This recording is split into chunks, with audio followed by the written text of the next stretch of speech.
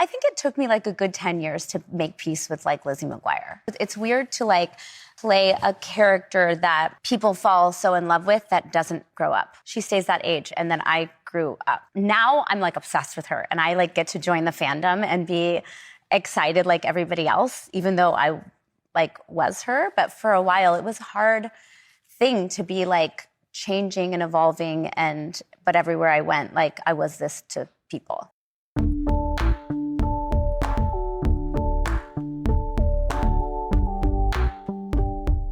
This is the Culture Study Podcast, and I'm Anne Helen Peterson. And I'm Allie Jones. I'm a writer covering celebrity for the newsletter Gossip Time. Okay, so normally we chat a little before getting to listener questions, but we have to start this time with one from Sarah. I read Gossip Time each week, and I've always wondered where Allie Jones' obsession with Hilary Duff came from. I go with it and read her each week until I care too, but I am curious the origin story for her, and now mine too, check-ins. This is a fabulous question. Definitely the personal obsession for me started with Lizzie McGuire. I was in 5th grade when that show came out, 100% the target audience. Hilary is just a couple years older than I am, and she was depicting a girl in middle school going, so it was like relatable, a little aspirational. I was completely obsessed. And then career-wise, I sort of picked it back up about 10 years ago when I was working at Gawker and starting to cover some celebrity stuff. And people just thought that it was funny that Hilary Duff might be a character that I would cover. I think maybe some people saw some similarities. I think my editor maybe saw some similarities there. And she was just starting her run on Younger, which was kind of like her acting comeback. And she was doing all these interviews where she was talking about how edgy the show was and how it was a real adult show, and had a lot of kind of funny sound bites that then I started covering. And then when I went to start my celebrity gossip newsletter like 5 years ago, I thought, who is someone who I'm really like tracking all the time? And it's Hilary Duff. So I decided to put that as sort of a regular installment in the newsletter, and now I just can't give it up. Yeah, there are celebrities that I somehow started following on Instagram for whatever reason. Sometimes it was for a story, sometimes just because I like actually authentically like them, that I feel like I could write a weekly column about what they're doing, kind of somewhat based on their Instagram, because like they're oftentimes promoting some weird collab that they're doing or something like that. But sometimes too, it's just like, this is your celebrity. This is someone that you know a ton about. You can go deep and wide on this particular celebrity image. And part of the reason I wanted to do the show is because Hilary Duff is just slightly too young to cross my like obsessive consciousness. So I think, what year were you born, Allie? 1990. Okay, I was born in 1981. Okay. So when all of like the Disney, like all of those stars, like Hannah Montana too, and Miley Cyrus, like that early understanding and all of like the drama between those stars, for me, that was early Mickey Mouse Club. Like that was Britney Spears, Justin Timberlake, Ryan Gosling, like those stars. And I think that I was like, even though I was reading so much celebrity gossip in the early 2000s, because this was the heyday of the gossip blogs, like Perez Hilton, all of the Gawker stuff, like it was just coming from every single direction. But to me, I always was like, oh, that's kind of kid stuff. Like it was just slightly too young, and I hadn't ever like engaged with them, even though I was interested in Lindsay Lohan. And I think that's because she skewed slightly older. Does that make sense? Yeah, she had more going on. Yeah, she did. she had more adult narratives to follow, maybe. But yeah, no, I was 100% the target audience for Hilary. And even like the Hannah Montana stuff, that was even a little bit later, and I missed that. But Hilary, Lindsay Lohan, that their whole feud, which I'm sure we'll get into, that was right up my alley. Can you, for listeners who maybe are less familiar with Hilary Duff's trajectory, can you talk just a little bit about like how everywhere she was Hmm. for, I think, consumers of a certain age? Yeah, I was going back and even looking at her record sales, and like her first record sold 3 million copies, which is Wow. insane to think about now because you don't think about her as a huge recording star, even though, of course, now she's having this comeback. She was like the preeminent Disney star in the very early 2000s. She was in the Cheaper by the Dozen remake, A Cinderella Story, these sort of when people were going to movie theaters, you know, Yeah. big family movies. And Disney really gave her the all around treatment. She got Yep. the recording deal, the acting, you know, she had endorsements. She had her sister Haley Duff, and they did stuff together. And then she was sort of dating or associated with male stars of the time like Aaron Carter, Chad Michael Murray. So yeah, she was a huge star.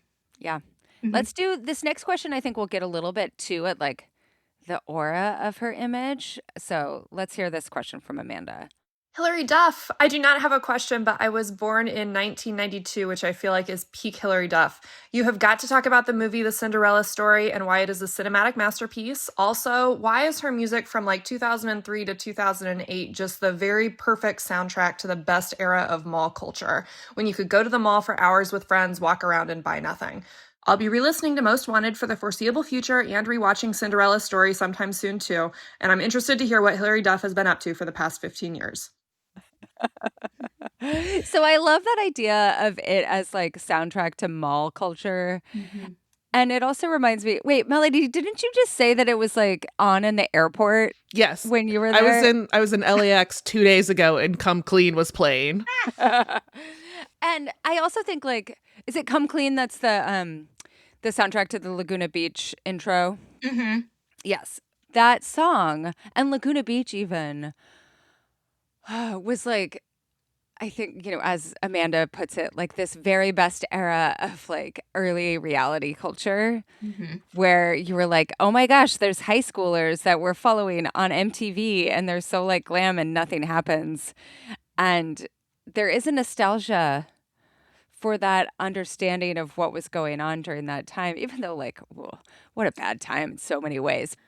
Yeah, I mean, it's so funny too. They're doing the Laguna Beach reunion coming up, Oh, I think, yes. next month on the Roku channel.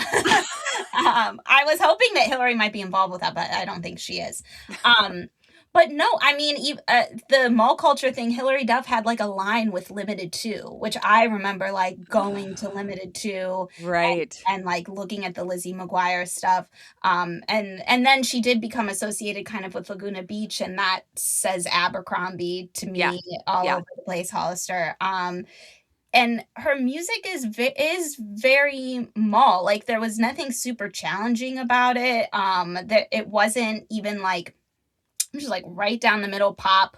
Yep. Anyone could appreciate it. Anyone could really sing along. I would say the range is not crazy. um, and I think she just had such a sweet, relatable image that Yeah. you didn't have to think too hard about.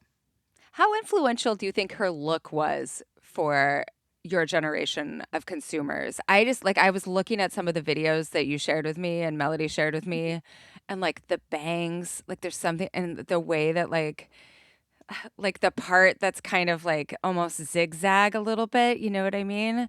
Like Mhm. there's just so much now that I see, and part of it is, you know, was she doing it because that was what you were supposed to be doing, or was she influential? What do you think?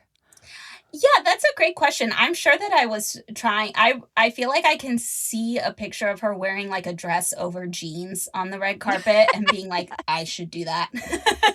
Yes. Like it was very very early aughts, like those sort of horrible trends that we look back on Yeah. now. And I think that she was aspirational to a point, but she wasn't like the Nicole Richie or the like No. Rachel Zoe styled girls. That was kind of a different thing. Yeah, and she also wasn't ever how do I want to like be very careful about how I talk about this, but like she wasn't noticeably skinny. Like her body wasn't the conversation. Does that make sense?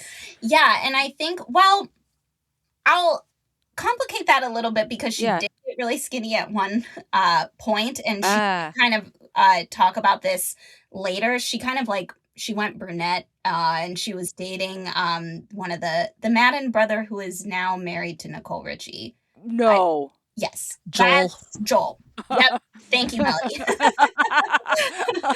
And that was kind of like a dark period, but I think her look before that was very relatable, and then she kind of came back around to a more relatable look after that phase as well.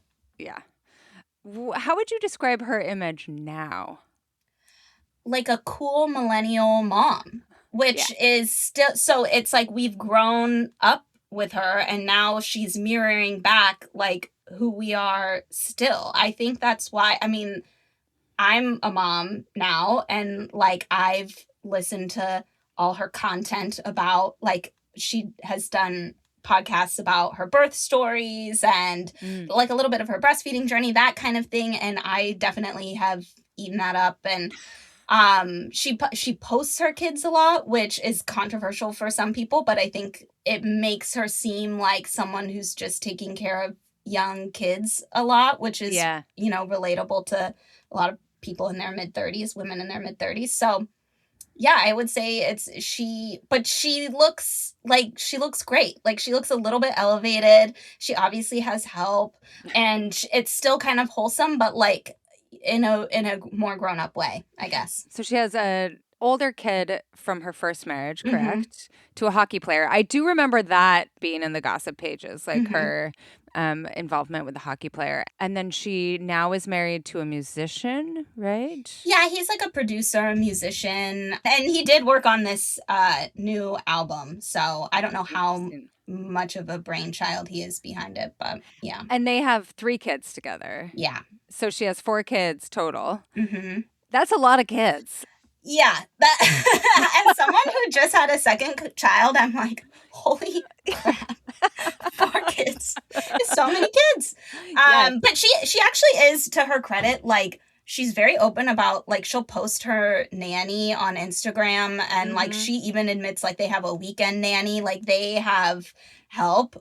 So she's definitely not doing it all by herself. But yeah, that's a lot of kids. She's not like trad wifing it up where you just like erase all signs of like any of the help that you have. Yeah, I actually think that that's what people are looking for, as almost a contrast and like a breath of fresh air to the like I do it all myself. Like I'm a celebrity and I take care of all these kids all the time. Right, because that's just so, I mean, that's so obviously false. It's like you have commitments that your children are not sitting in on. Like, it's, there's something about her contemporary image. And I think, like you said, like cool millennial mom, that really reminds me of like the TikToks that you'll see of like millennials hearing like a rap song from 2005 and being like, oh, it hits, or like knowing all of the lyrics to like some song, like that sort of vibe. 100%. And she reposts things like that on Instagram all the time. She is one of us.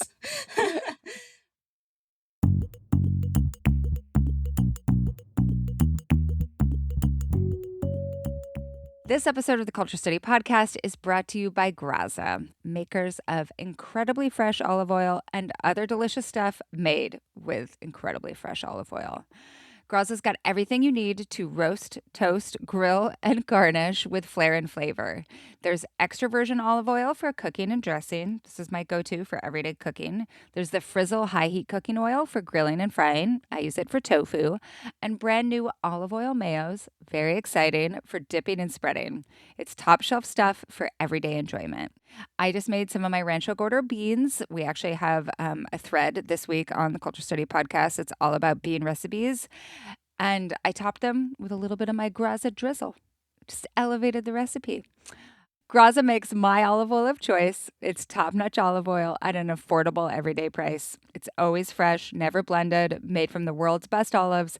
Plus, you can even see the harvest date on every bottle. And then Look in a store near you for the Graza mayo and aioli made with their world-class olive oil. There's the rich and creamy original mayo and the bold and tangy fancy mayo and zesty garlic aioli. So head to graza.co and use code CULTURESTUDY to get 10% off your first order of olive oil, and be sure to look for Graza mayo the next time you're at the local grocery store.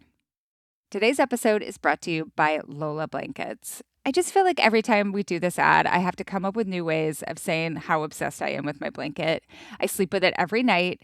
It's so perfect. Sometimes in the middle of the night, I wake up and roll over, and then I pull up my Lola blanket and I'm like, oh, there's my Lola blanket. I feel so happy and comfy and safe. I just love it so much. You know, the last time we talked about Lola blankets, I mentioned I was getting ready to give them as birthday gifts to two friends. That has since happened. And I didn't tell them that I was getting them the same thing. And then when they both found out, they told me they spent 20 minutes talking about how much they love their Lola and how they use it.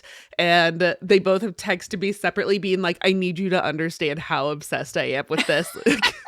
So it was more than the reaction I wanted. It's so real. Lola is the world's #1 blanket and also Melody's Friend's #1 blanket, crafted with ultra soft luxury faux fur and a signature 4-way stretch that sets it apart. I should also add it's Bev's favorite blanket and Steve's favorite blanket and Charlie's favorite blanket. And Polly's favorite blanket. And I never let Bobby use it. So...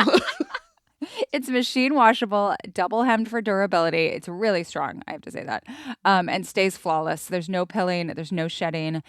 As long as you follow the instructions on how to wash it, it stays just as soft as always. It comes in a range of sizes. I have the large. I should have gotten the extra large. And then there are also matching pillows. I need to look into this. For a limited time, our listeners can get 40% off select Lola blankets with code CULTURE at checkout. Just head to lolablankets.com and use code CULTURE to get 40% off your order. After you purchase, they'll ask you where you heard about them. Please support our show and let them know we sent you. Wrap yourself in luxury with Lola Blankets.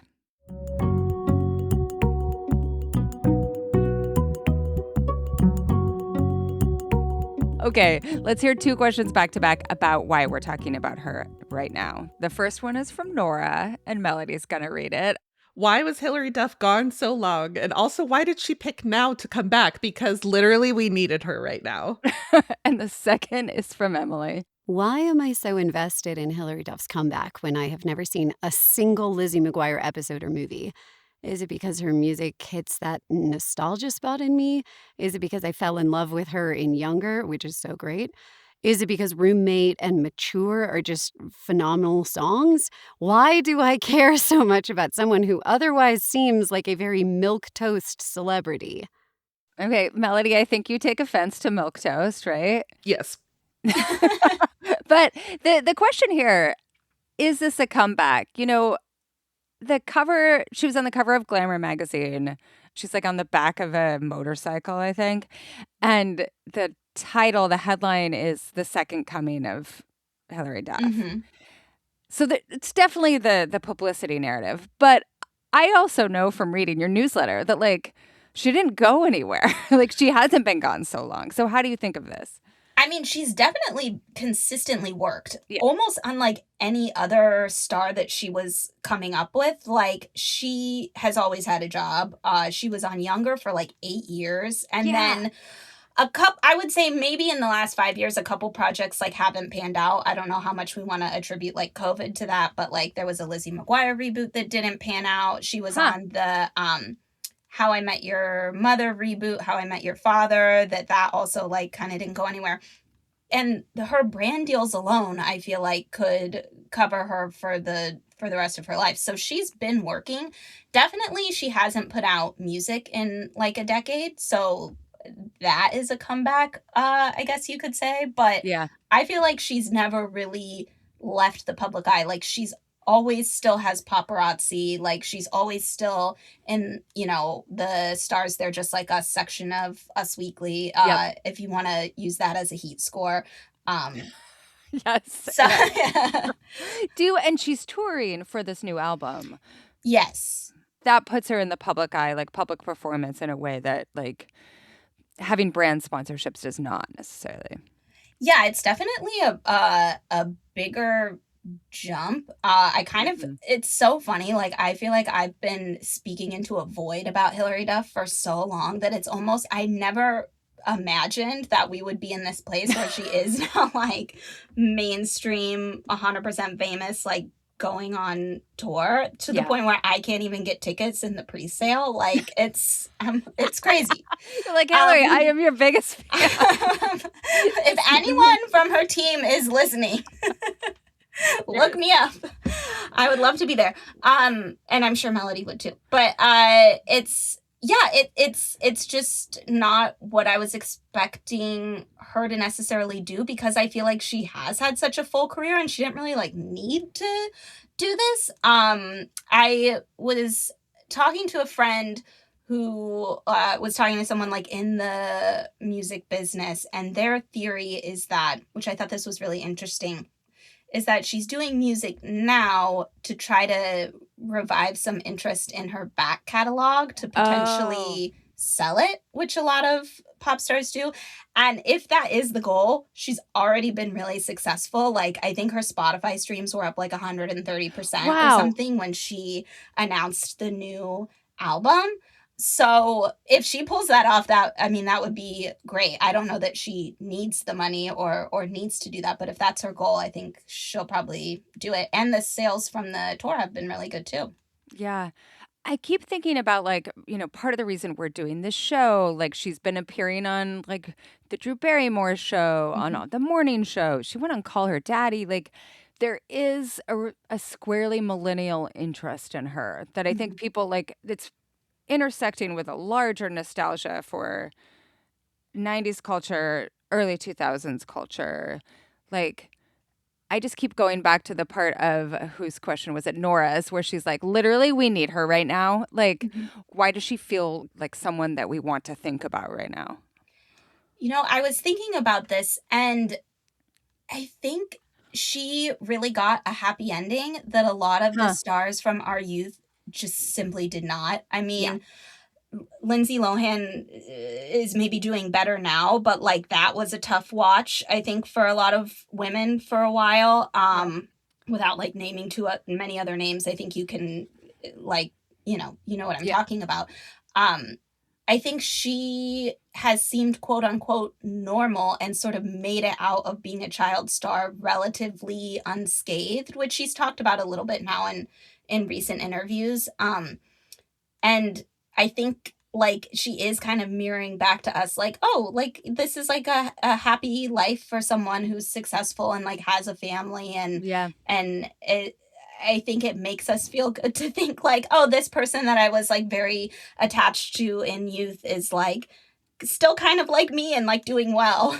Yeah. And then going back to the relatability piece of it, she's talked very openly in recent interviews about being estranged from her sister right now and like how she doesn't feel like her dad loves her. Like, and they had like a really tough divorce. When your parents get divorced as adults, like that's always so tough. And so I think that part of like, yeah, I'm holding it down with my family, but like there's these other messy parts of my life too, feels very relatable. Yes. And I think even she's not an overtly political star, but when it does come up, she expresses like progressive views for the most part. And sort of the theories behind her split with her sister are that it might be due to politics. Her sister moved to Texas in the middle of the pandemic and is a little more conservative. The day Hilary was giving birth. The day she was giving birth to her third child. Yeah. Wow. I did do a full breakdown on this for Gossip Time, if anyone is curious. I have a whole timeline. Absolutely link to that. Okay. Yeah. No, I think that's all right. Like, well, actually, this is a great setup for our next question, which I love because it will allow us to talk about some of her skill at image formation. This question is from Christy. I'm very curious how she's been able to be in the public eye for as long as she has without any sort of major scandal or known rivalries. Also, just how she still seems so normal. Right. I love this because we've just talked about like a bunch of her rivalries and scandals, but that does seem to be even with a fairly major recent scandal that she was included in, I guess, how do we say, like the blast radius included her, she does seem to be relatively scandal-free. So first of all, can you talk about some of the scandals that she has been associated with? Yes. I mean, the biggest one, and probably the most like fabricated, is her feud with Lindsay Lohan, which started when they were both Disney stars, and sort of both dating Aaron Carter at the same time. And like they showed up to each other's movie premieres, and Lindsay kind of poked fun at her on SNL, and then Hilary did, I think, my favorite interview she's ever done for Access Hollywood, talking about that moment. When I heard that Lindsay was going to be on Saturday Night Live, I knew she was going to make fun of me. You might also know me from the pages of Us Weekly as the girl who's always fighting with Hilary Duff. I wasn't honored. I don't think it's an honor to be made fun of on Saturday Night Live. I'm not here to talk bad about her like she talks bad about me all the time, and I just knew that it was going to happen. I watched it this morning, and I was just amazed at how perfectly like high school popular girl it is. It's just perfect. Just the phrase, "I wasn't honored," is like my favorite. I feel like I say that all the time. I wasn't honored by that.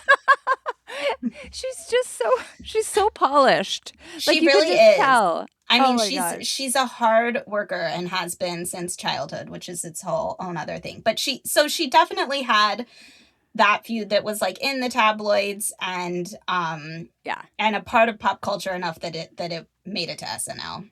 Yeah. And then my other favorite kind of feud that she had was with the actress Faye Dunaway. This was around also like 2003.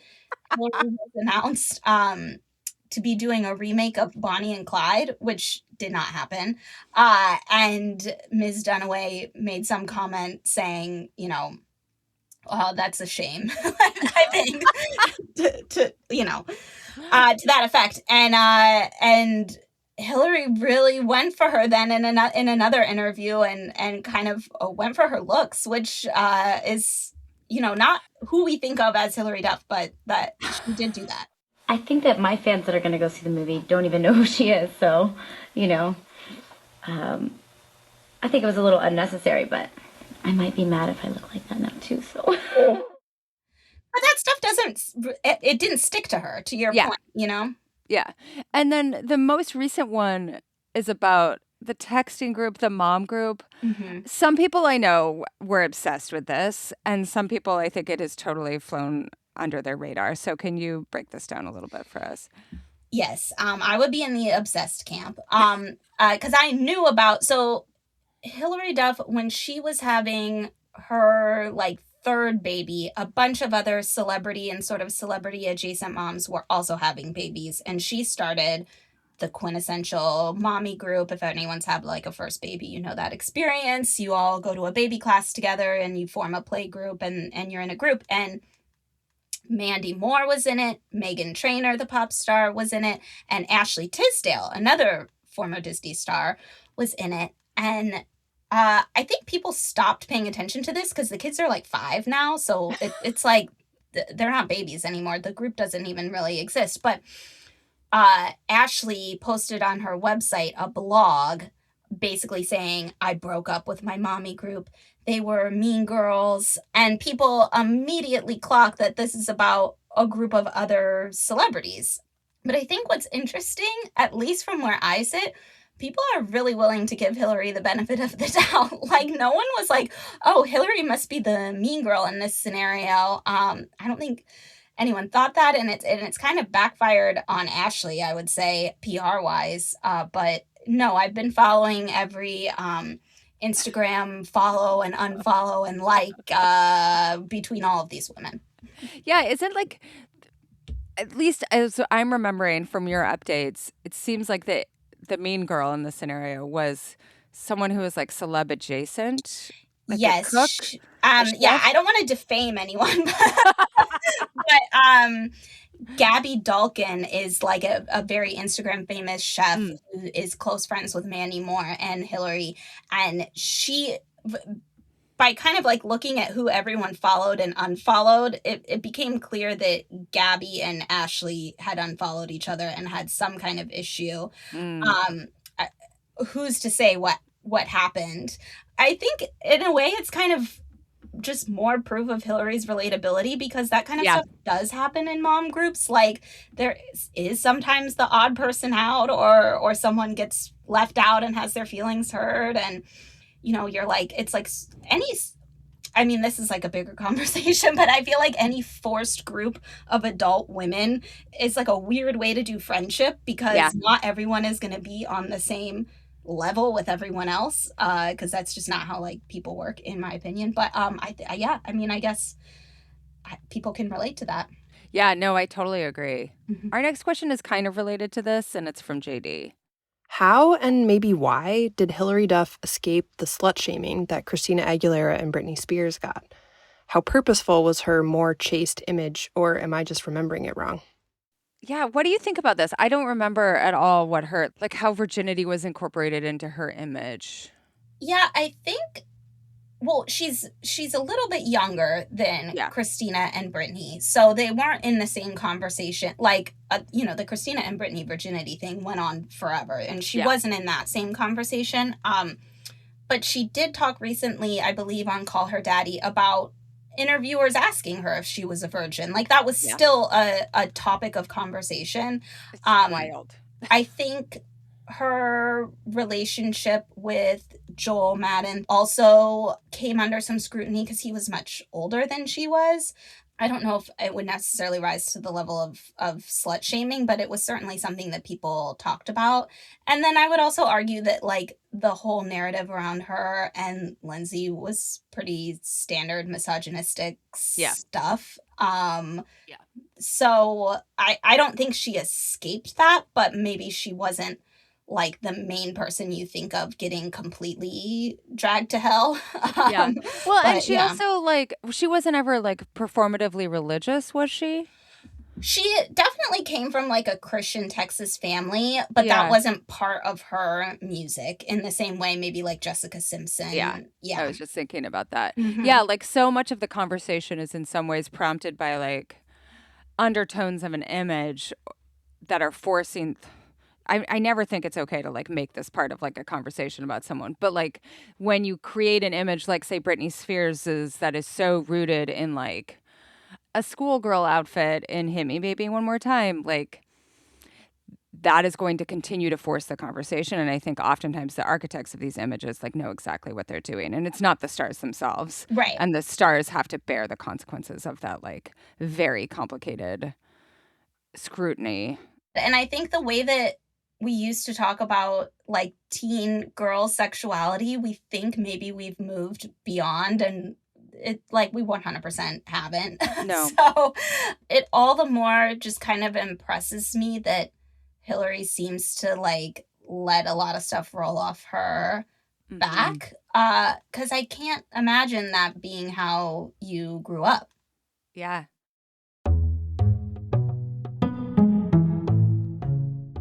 Today's episode is sponsored by Article. Okay, so Melody, didn't it just like snow where you are? Yes. Yeah. Yeah, we had a blizzard 2 days ago. And we're in the middle of yet another atmospheric river. It's supposed to rain like at least 5 to 7 inches over the course of the week. It just stinks. There's just mud everywhere. But this is also the time of year when I start thinking about outdoor furniture needs. And because it rains so much here, you have to have furniture that really stands up to the elements. We're talking like even if you put the cover on it, there is so much moisture in the air. And also like living near the water, like the salt water, like it's just a very difficult place for stuff to survive. And 3 years ago, I got the 3 years ago version of the airy outdoor lounge chair, and it has survived immaculately. It's perfect. We put a cover on it 1 year. We didn't put a cover on it another year. There's no breakdown. There's no flaking. There's no rust. It's just in the exact same condition as when we bought it 3 years ago, which is actually incredible. This is like outdoor furniture in the Pacific Northwest is like stress testing outdoor furniture. Article makes it effortless to create a stylish, long-lasting home, indoors and outdoors, at an unbeatable price. You can immediately tell the difference in quality when you receive an Article piece. It's meticulously packed. It comes mostly assembled, which is a huge difference. There isn't like, have you ever had that thing where you buy something from a place that's not as high quality as Article, and the pieces come and like some of them are too long for what they're supposed to be? Or like Yes. they're And drilled there's in like the wrong extra place. of Yes. something. And Yes. 100%. That never happens with Article. Article also offers fast, affordable shipping across the US and Canada with options for professional assembly if you really don't want to turn even one screw. There's a 30-day satisfaction guarantee, so you can shop with confidence, knowing that if you're not completely in love with your new furniture, you can easily return it. The peace of mind ensures you can invest in your home without hesitation. So if you're in the market for a beautiful set of outdoor furniture, head over to article.com. Today's episode is brought to you by ZBiotics. The day that this episode comes out, I'm actually going into town to go to my friend's kids' middle school spring band recital. They play the flute and the saxophone. And beforehand, like the ritual, we did this in the fall as well, is we go to like a good old-fashioned Mexican, like American Mexican place, right? It's called Chihuahuas. It's amazing. It's exactly what you think it is. And they always have the offer for like, you know, the margarita that's the size of your face. Can't do it. Can't do it without feeling like crap in the morning. You know, the last time I had a margarita the size of my face, I did take my ZBiotics first, and I felt normal and great the next day. Amazing. Okay, so this is what ZBiotics pre-alcohol is for, is a night where you want to maybe have the margarita the size of your face instead of the mini baby version. ZBiotics pre-alcoholic probiotic drink is the world's first genetically engineered probiotic. It was invented by PhD scientists to tackle rough mornings after a margarita the size of your face. Here's how it works. When you drink, alcohol gets converted into a toxic byproduct in the gut. And it's the buildup of this byproduct, not dehydration, as most people think, that's to blame for a rough day after drinking. Pre-alcohol produces an enzyme to break this byproduct down. Just remember to take pre-alcohol as your first drink of the night before the margarita the size of your face. Drink responsibly, which I would hope so since I'm going to a middle school band concert afterwards, and you'll feel your best tomorrow. March is a marathon of social events like going to the spring band concert or the Final Four, or yesterday was St. Patrick's Day. Whatever you're doing, pre-alcohol is the tool you need to fully enjoy this horrible end of winter, beginning of spring. Go to zbiotics.com/culture study to learn more and get 15% off your first order when you use culture study at checkout.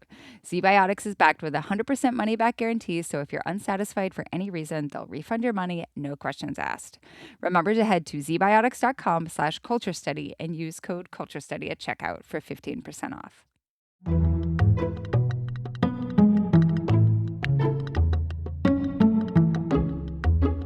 This is actually another great segue into this next question about how sex figures into her current album. This question comes from Lacey.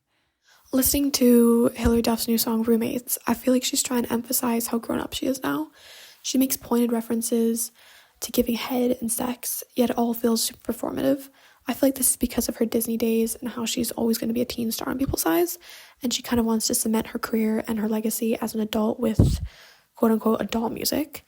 Still, it feels like she's overcorrecting with these sexually explicit lyrics that don't really do much, like, musically.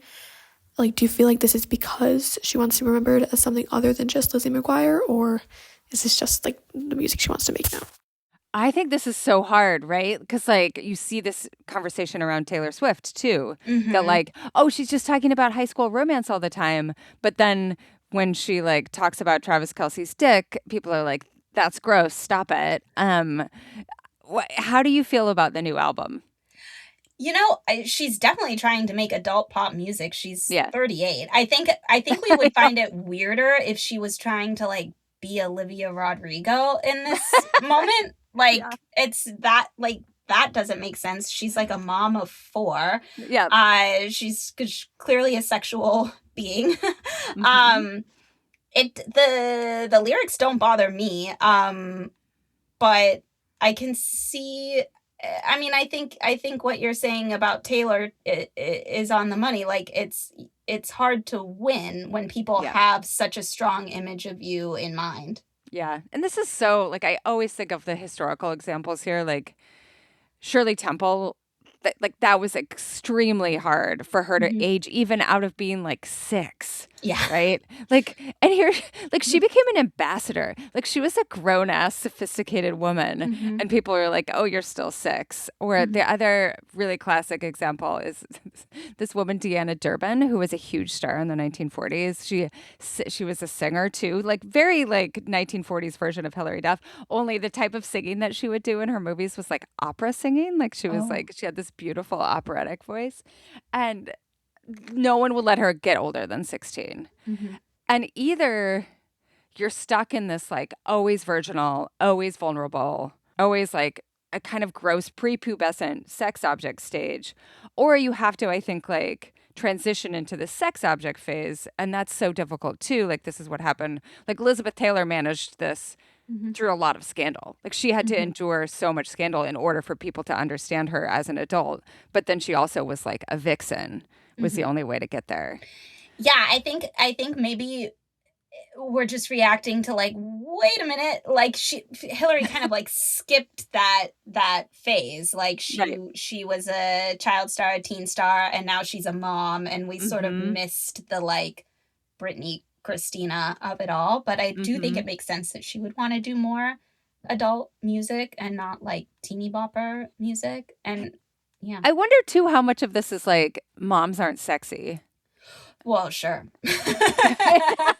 Right? It's like sure. You can't be a mom of 4 and have that be like a primary discourse around you, and also talk about like explicit sex stuff. Wait, I have to chime in with my thoughts on this because Yes, I please, feel Hilary. like this question is just misreading the song. Because please say more.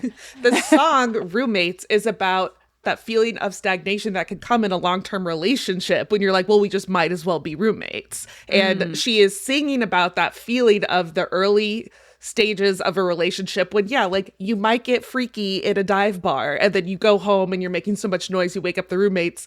But now we are basically roommates because we've been, I mean, she and her husband have been together for almost 10 years. And so the whole point is like, that is a very relatable feeling for 38-year-olds in long-term relationships. And so it's not like, oh yeah, I have sex. It's like, it's the absence of the sex that the song is about. That's a good Very good point. Thank you. I have more. Just let me know when. The last question, I think, will allow us to come up with a unifying theory about Hilary Duff, and it comes from Anna, and Melody's going to read it. For better or worse, Hilary is known for her long-standing lack of stage presence. Is it just me, or does the "yes, Hilary, give us nothing" meme of it all, which I perceive as adoring, make her incredibly relatable to us normal, uncool millennial girls? I grew up loving music and performers, but had zero stage presence no matter how many music videos I studied. To me, Hilary is a perennial cool girl who somehow also manages to lack any aura of coolness, especially in a Gen Z/alpha-driven social media landscape. What's going on? Or is this just my shy inner teenager projecting? I love this question. Where does it lead you, Allie? I absolutely love this question because I think it really gets at her appeal. I say this in the most loving way possible. I like to refer to Hilary as a zero threat. Like, she's not truly, like, she has succeeded on her charisma alone. And her bright, beautiful face. She is not the strongest singer. She's not an Oscar-winning actress, and the dancing, she fully admits she is not a dancing performer. She was just on Jimmy Fallon and sort of playing into one of the memes about her, which is this performance she did on the Today Show in 2007 of With Love, and the choreography is sort of like laughably bad, and she does it almost as if there's like a gun to her head. Like, she's so does not want to be doing it. It's like the "Go Hilary, give us nothing" meme. And I think on another person, it might read as like, oh, this person's like ungrateful or they're not trying. On Hilary, it just reads as like a girl doing her best. And And I think I think that is what people love about her. And even though that she's not Beyonce in any sense, I still think that she is very charismatic. She'll give a soundbite in interviews. Like, she's open, she's warm, and I think that can be its own kind of stardom, even if you don't have the traditional hard worn talent that some other Disney teeny boppers did.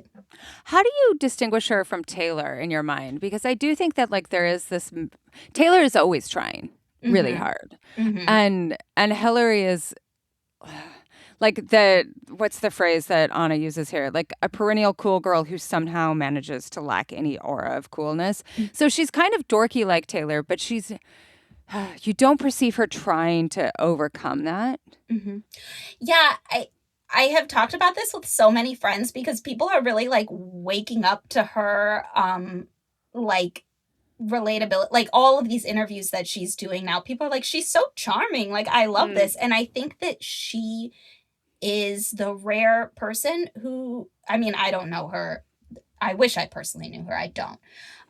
But she does not give off like an anxious vibe. She seems very at peace with herself. She doesn't seem like she's trying to reach an unreasonable goal. She's just like doing what makes sense for her to do in the moment. And when she speaks in interviews, you can just tell like she's not really being calculating. Where I think some people look at Taylor and say, okay, everything she's saying is like calculated in some ways. I think that people just get a more genuine vibe from Hilary because it doesn't seem like she's reaching for the stars in the same way. And allowed to like kind of sail on that in part because she's like white, conventionally attractive, like, you know what I mean? Like that's very interesting to me. I also, there was another question that we didn't include, but that dovetails with this, that talks about how she also has this vibe of like other millennial moms who are like coming through the time in their lives where like they no longer give shits about things. Like there is that feeling of like, I know who I am and I'm confident who I am. And whether or not that's 100% the case, like it does seems to be like vibrating off of her. Totally. I think she said in a recent interview that she lets her 1-year-old have Diet Coke. Like, and like that to me, I'm like, that's amazing. Like that. In the same way, I don't think you can really hear Taylor Swift saying something like that. Like it's a different, and obviously they're in like kind of the stakes are lower, right? Yeah. Like this is what's so that's also the thing is that like Taylor couldn't say that because it would become like Donald Trump would comment. Yeah, totally. Whereas Hilary Duff says it, and like a couple of people are like, wow, can you believe that? Like she will say this now, and it doesn't like the stakes just are very, very different. It reminds me too about how like some of this performance of authenticity that's very important, I think, in our relationship to celebrities right now. People are craving it, and how like the whole conversation around the stars of Heated Rivalry, a lot of it was like, oh wow, they're so unmedia trained, which is in some ways true, but also like part of being media trained now is being giving relatable. off that, and giving that feeling of not being so polished anymore. And so she, I think, has like come back to this place where she understands that part of what people like about her is like almost a zaniness in the way that she talks about herself. Yes, I think 100%. And I think that's why this rollout has been so effective and so successful for her, because she's doing a million interviews and you could see that as flooding the zone, but she's giving a little clip in every single one, like letting people in a little bit while still not saying anything super controversial. Even when it comes to the stuff about like her sister and her dad, I think like still kind of maintaining a respectful distance from whatever it is like actually happening. I think that like other stars could look at that model and pick something up. For sure. Yeah, it that actually is like, you know, incredible media training. And it reminds me of like classic Vanity Fair interviews. I always think of the one where Jennifer Aniston said in a profile of her that like like everything else was so bland in this interview with Vanity Fair. And then she just says that Brad Pitt had a sensitivity chip missing. Yes. And that's all she needed to say, right? Like everything else, she just doesn't matter. But you say one thing that feels real, that feels authentic, and that becomes like a way that people are like, oh yes, like I love that person, and I'm invested in this drama around their lives, and like theoretically I will consume these products that they are selling. Yeah. I think she absolutely nails that.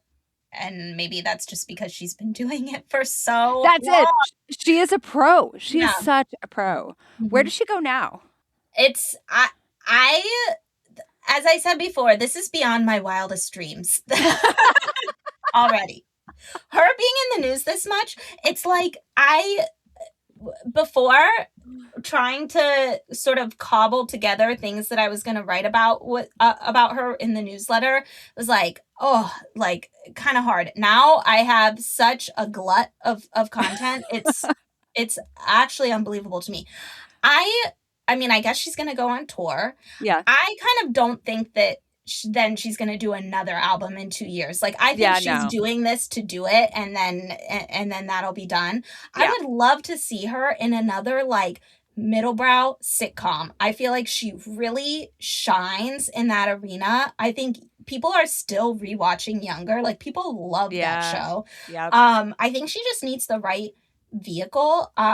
And she could be a TV star. I also think if she wanted to just be done and spend her 40s like enjoying the fruits of her labor, I think she should do that too. But I guess we'll see. I could see her in like, it has to be somewhat glossy. Like Younger was such a perfect vehicle for her. She cannot do a period piece. No. like she does not have a face for like Bridgerton or something like that. But something that like is somewhat humorous, not super serious, like that's so in her wheelhouse. Like something that is on, I don't know, FX or Hulu. Yeah. And I could also see her maybe 10 years from now pulling a Kate Hudson.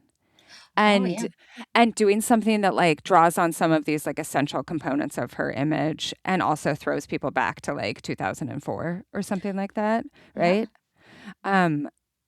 And I also want to say, just because we didn't clarify at the very beginning of the episode, your newsletter is not just about Hilary Duff. It is about other things that are happening in the gossip world. It is simultaneously like such a trenchant analysis while also having like that delicious distance that I often associate with like a little bit of gawkery in there. And then at the end of every newsletter, you had a recurring column called Stuff with Hilary Duff. Yeah. And sometimes it was just like Hilary Duff made a brand appearance at like Macy's.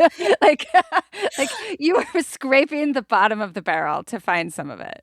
Yeah, and I feel like I'm being rewarded for a job I didn't even know I was doing. So You are. I could not be happier for Hilary and for me. Is there anything else that we didn't get to talk about that you feel that we should talk about? You know, this has given me anxiety because I've tried to take I feel like I could talk about her for days and not touch on it all. But I think we really got a good, we got in there and we got a good picture of our girl Hills. And I'm so happy. Melody, is there anything that you would like us to still talk about? I feel like we need to just say like one or two things about her status as like not a queer icon, but like she is an icon for queer people. And I think it's part like Ali, you mentioned this briefly of like when her politics do show themselves, they are progressive. I had totally forgotten until you sent it to me the PSA that she did about That's So Gay. Yes. Do you like this top? So gay. Really? Yeah, it's totally gay. You know, you really shouldn't say that. Say what? Well, say that something's gay when you mean it's bad. It's insulting. What if every time something was bad, everybody said, oh, that's so girl wearing a skirt as a top? Oh, you are. Those are cute jeans, though. When you say that's so gay, do you realize what you say? Knock it off. So she did this PSA in 2008. And that was like revolutionary in 2008. Mm-hmm. And it was kind of a bold stance that she didn't have to take. And she is still talking about it. You know, it kind of had a second life in the TikTok era, but that she still talks about it in her current interviews of like people coming up to her being like, I was a kid when I was a closeted gay kid when that came out, and that meant so much to me. And it's like, I think she really views it as part of her legacy. And so she has a huge queer fan base. And even at one of her recent shows, she, I guess, was inviting people up to do the silly little Today Show dance, which she's also like good at making fun of herself and like owning the memification of herself. Yeah. And she like she's camp in a lot of ways. Yeah. Like, in the straightness of her. Yeah. Yeah. So she like invited these guys up to do the dance, and then one of them proposed to the other like right after doing the dance. And it seemed like she was in on it, and she just embraces that part of her audience, which I love. Yeah.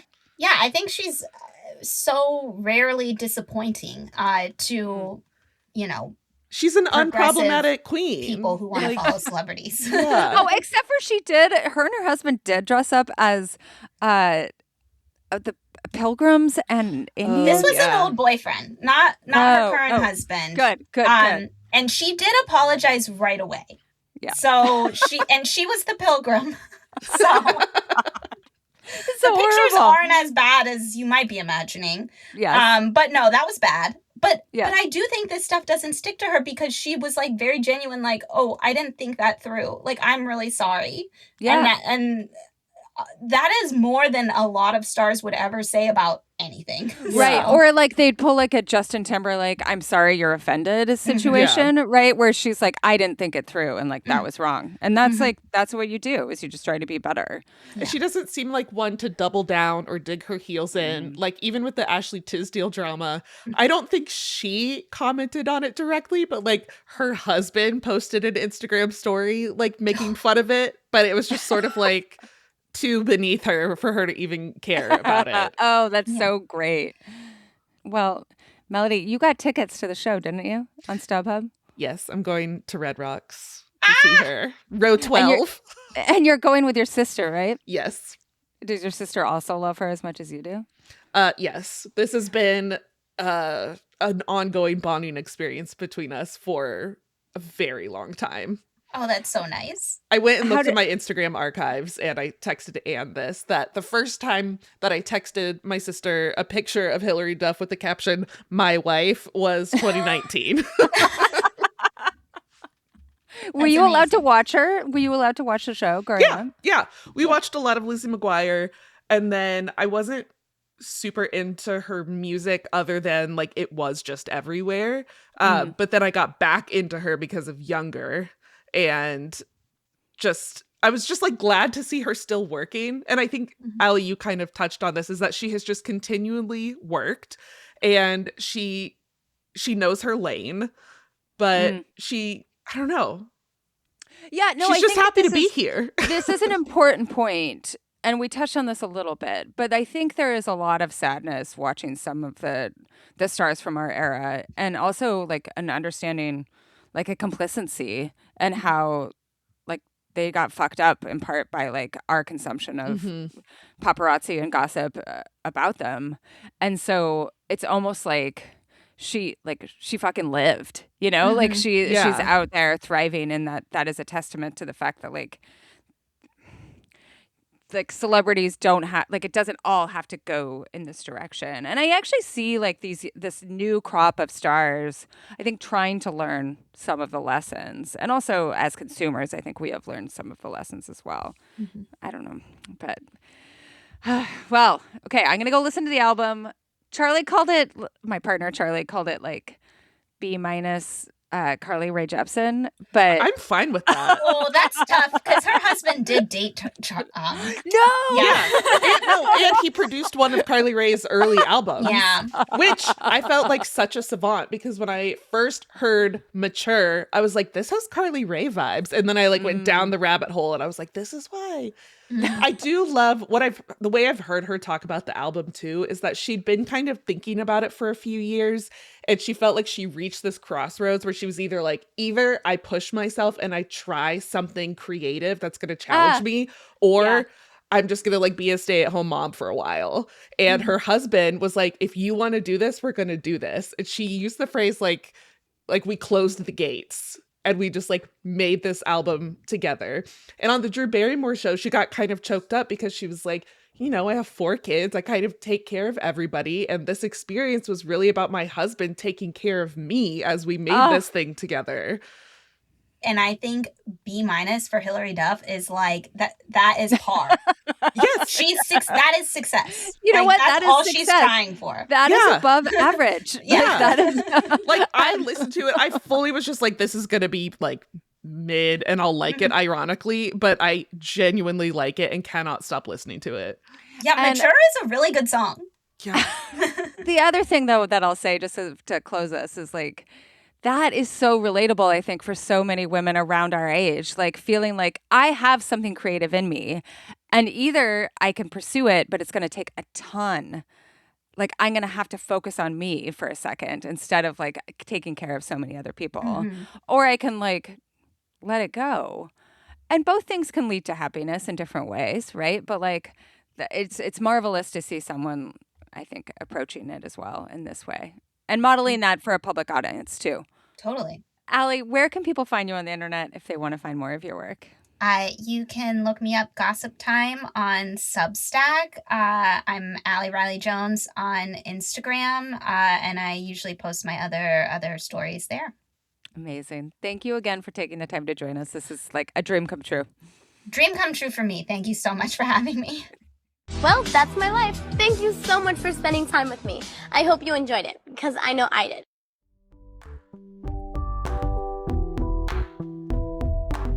Thanks for listening to the Culture Study Podcast. Be sure to subscribe wherever you get your podcasts because we have so many great episodes in the works, and I promise you don't want to miss any of them. If you want to suggest a topic, ask a question about the culture that surrounds you, or submit a question for our subscriber-only Advice Time segment, go to our Google form at tinyurl.com/culturestudypod or check the show notes for a link. And if you want to support the show and get bonus content, head to patreon.com/culturestudy. It's $5 a month or $50 a year, and you'll get ad-free episodes, an exclusive Advice Time segment, and weekly discussion threads for each episode. The Culture Study Podcast is produced by me, Anne Helen Peterson, and Melody Rowell. Our music is by Poddington Bear. You can find me on Instagram at Anne Helen Peterson, Melody at Melodious47, and the show at Culture Study Pod.